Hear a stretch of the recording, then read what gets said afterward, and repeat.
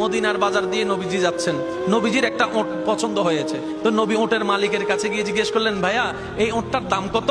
ওই দামাদামি হলো, নবী সে দামে কিনতে রাজি হলেন, কিন্তু নবীর কাছে তখন অর্থ ছিল না। তখন নবীজি ওনাকে বললেন, আপনি আমাকে ওটটা দেন, আমি এখন গিয়ে আপনার সেই প্রাপ্যটা পাঠিয়ে দিচ্ছি। ওটের মালিক ওনাকে ওটটা দিয়ে দিলেন।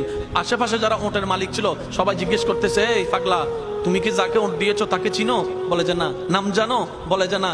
পরিচয় জানো? বলে যে না।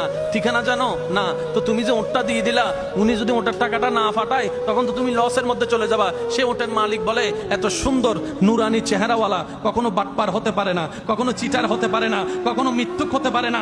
ওনার চেহারা দেখেই তো আমি ওট বিক্রি করার আগে মনটাই বিক্রি করে দিয়েছি, মনটাই বিক্রি করে দিয়েছি, মনটাই বিক্রি করে দিয়েছি। তোমরা যাই বলো, আমার মন বলে উনি আসবেই আসবে, টাকাটা পাঠাবে পাঠাবে।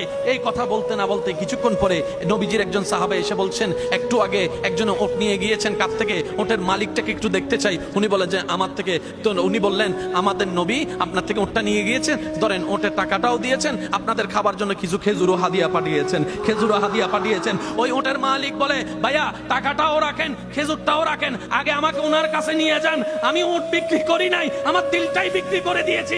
ওনার চেহারা মোবারক দেখে আমার মনটাই পাল্টাই গিয়েছে, আমি কালিমা পড়ে মুসলমান হয়ে যেতে রাজি আছি। সুবহানাল্লাহ।